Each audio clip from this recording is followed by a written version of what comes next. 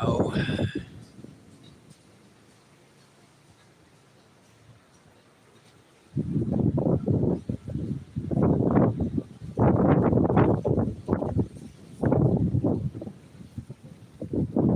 Wow. It's Michael Douglas from the movie 1993 movie called Falling Down. Yeah. All right. Well, I'm outside.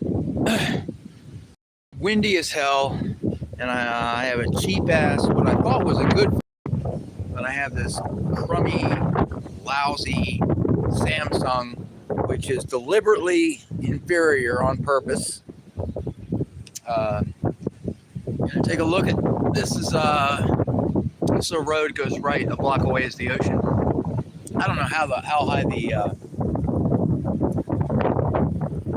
I don't know how high the waves are right now. I heard a couple of days ago they were like 12 feet. You know,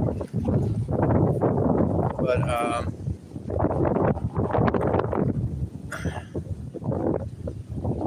feeling the squeeze.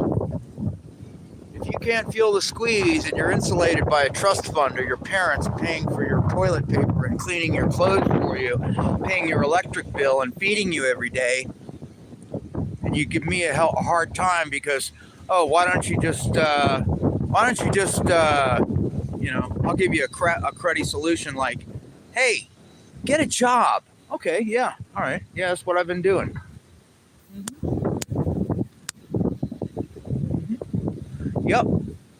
Yep, my strong work ethic cost me my back, my right arm. I don't think many people in the audience would be able to be a bike messenger in Washington, D.C. for 5 years. I doubt it very seriously that they would be able to endure survival in traffic. I doubt that very seriously. I did not conscript to go to third world countries and then come home and then give people a hard time for not, respecting a piece of fabric. My dad was very against that. He served, and, what it got him was a very hard time. He had distinguished achievements in combat, flying helicopters. He protested the war in 1968, and there was it was very bad for him, and he took his life in 1982, and it was very bad. It was very bad. I've known a lot of people who have come home in the past 20 years, and they were pretty resentful about it, But, I'm not one of those people. But I do have a heartfelt understanding and compassion for these people, because when they come home, they need to know that someone wants to listen to them, even if they may hate somebody for not accepting the lies that they went to a third world country for. I don't mince words. But see, the thing is you can't speak freely. There's no such thing as freedom. I don't want to do this. I really don't. I don't like getting on the internet anymore and talking like this, but I feel compelled because I need to have some emergency venting. There's a lot of people. I've been watching Jim Brewer. I've been watching. I just watched the Critical Drinker, his review of Falling Down, and it was very elegant for a man who lives in Great Britain. The guy really knows what's going on in the United States, and I thought, how is this guy going to handle it? And he really understood it. What are you going to do?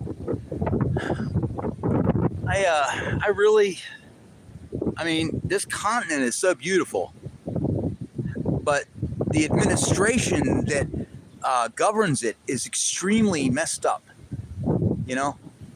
I love this country. I love the ideal, but I don't see it anymore. I don't experience it anymore. I see it in symbolism. I see it in platitudes. I see it in bumper stickers. I see it in clothing. I see it on very superficial levels, but I don't actually see it in action.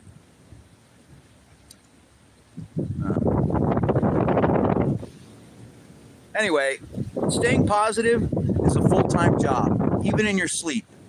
If you have a nightmare about like being pushed into a boxcar, or have some kind of idea that you get this gnawing feeling that something's not right, and it's this thing I'm holding in my hand.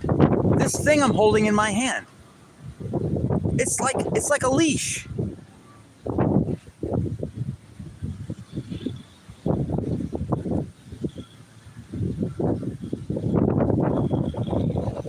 Now, I'm living in one of the nicest parts of the United States. And I got out of Washington, D.C. I got out of that district of criminals 5 years ago. And I'm really glad I did. But it didn't really change anything. I mean, I'm still getting online and having concern and trying to understand what's going on. But it becomes a habit, Oh, Shamara, hello, how you doing? Oh. Okay, all right. Thank you very, very much. I'm so glad. So yeah, the AI tracking comments is extremely prevalent. Every syllable that comes out of my mouth is going through seven different points of analyzation through servers, and every consonant and vowel and adjective and period and enunciation is going through filters to detect words that might be wrong, leading some guy in an office in a cubicle to analyze it and go, or some computer to go, oh, bad. See, I'm not Jim Brewer. I don't have the celebrity to do that. The audience. I don't. He earned it. There's a lot of people that are speaking out there. I've seen it happen so many times. I've seen roughly 1,000 channels. And what happens to them? They go to the cornfield. What a beautiful sky. Can you get a more beautiful sky? I don't see a more beautiful sky.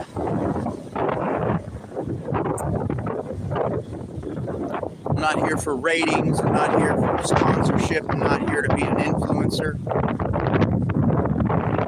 I'm just a punk kid who likes to play guitar. All right.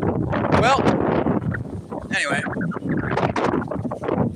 2 years sober, sharp as a tack. And boy, I'd love to have range time right now.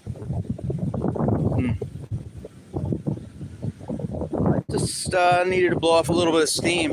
Maybe I'll delete this. I don't know. You know how many times I do that? 18 years on this website. Just getting bullied by the algorithmic displacement system in my own little internet corner. Yeah, that's the Ron Johns. If you want to spend $200 for a $20 pair of sneakers, that's where you got to go.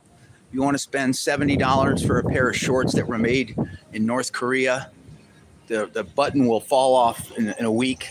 That's where you want to buy them. Anyway, I need to go take care of some business. And I'm so glad I lost my viewers. Because if you don't like what I'm saying, you disagree, well, then go watch someone else. I've been saying that for 12, 15 years. YouTube is not a place to speak your mind. Good night, goodbye, and be well, be strong, be happy.